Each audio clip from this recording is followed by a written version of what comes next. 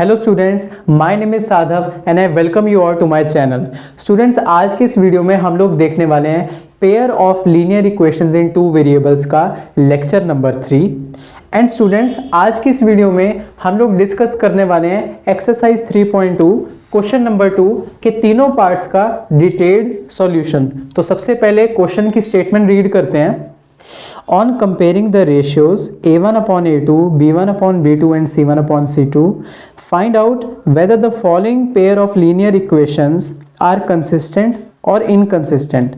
Students, हमें इस particular question में दो इक्वेशंस गिवन होंगी और हमें ये बताना है कि क्या ये दोनों इक्वेशंस या दोनों लाइंस आपस में इंटरसेक्ट करती हैं एट वन पॉइंट, या फिर पैरेलल हैं या फिर कोइंसिडेंट हैं। और हमें ये बताने के लिए ये तीनों रेशियोज को कंपेयर करना है, a1 upon a2, b1 upon b2 and c1 upon c2। तो आइए इसका सॉल्यूशन स्टार्ट करते हैं। स्टूडेंट्स, हमें फर्स्ट पार्ट में दो इक्वेशंस गिवन है। पहली इक्वेशन हमें गिवन है 5x minus 4y plus 8 is equal to 0 and दूसरी इक्वेशन हमें गिवन है 7x plus 6y minus 9 is equal to 0।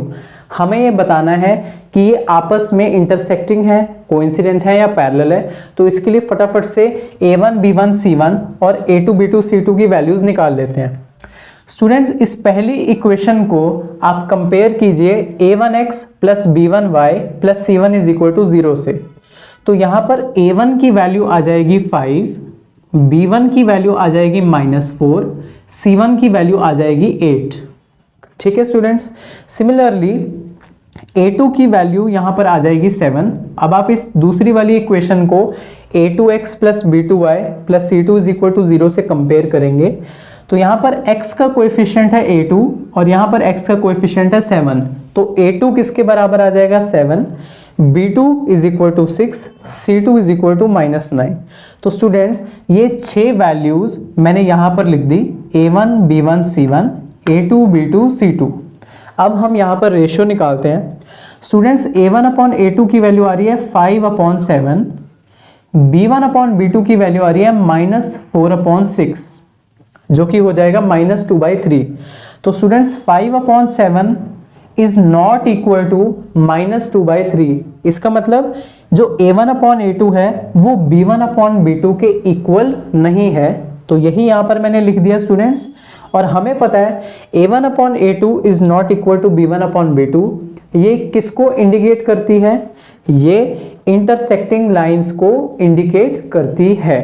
तो यहाँ पर ये दोनों लाइंस आपस में इंटरसेक्ट करेंगी एट वन पॉइंट। तो मैंने यहां पर लिखा the two lines intersect at a point. ठीक है स्टूडेंट्स, तो यहां पर यूनिक सॉल्यूशन आएगा। इसी तरह से सेकंड पार्ट में भी हमें दो इक्वेशंस गिवन है। पहली इक्वेशन है 9x plus 3y plus 12 is equal to 0। दूसरी इक्वेशन है 18x plus 6y plus 24 is equal to 0। यहाँ पर a1 की वैल्यू आ जाएगी 9, b1 की वैल्यू 3, c1 की वैल्यू 12। ये मैंने तीनों वैल्यूज लिख दी। सिमिलरली a2 की वैल्यू 18, b2 की वैल्यू 6, c2 की वैल्यू 24। ठीक है स्टूडेंट्स, तो मैंने ये वाली तीनों वैल्यूज भी यहाँ पर लिख दी। अब फटाफट से रेशियोज कंपेयर कर लो। a1 अपॉन a2 की वैल्यू आ जाएगी स्टूडेंट्स 9 अपॉन 18, कैंसिल होने पर ये बन जाएगा 1/2। b1 अपॉन b2 की वैल्यू आ जाएगी 3/6, जो कि अगेन बन जाएगा half. c1 upon c2 is equal to 12 upon 24, 12 1 ज़ा 12, 12 2 ज़ा 24।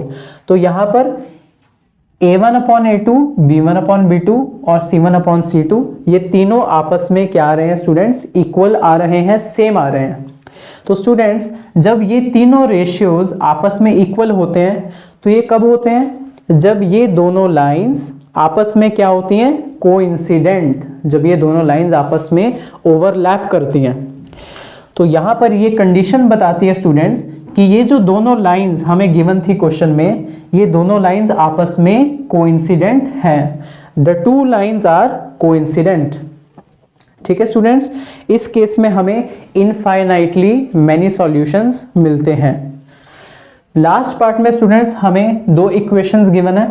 6x minus 3y plus 10 is equal to 0, 2x minus y plus 9 is equal to 0। बिल्कुल सिमिलर प्रोसेस है। a1 की वैल्यू 6, b1 की वैल्यू -3, c1 की वैल्यू 10, ये वैल्यूज मैंने यहाँ पर लिख दी। a2 की वैल्यू 2, b2 की वैल्यू -1, यहाँ पर b2 की वैल्यू स्टूडेंट्स -1 आएगी, साइन का ध्यान रखना। एंड c2 की वैल्यू आ जाएगी 9। तो ये वाली भी तीनों वैल्यूज मैंने यहाँ लिख दी। अब फटाफट से रेशियोज निकाल लेते हैं।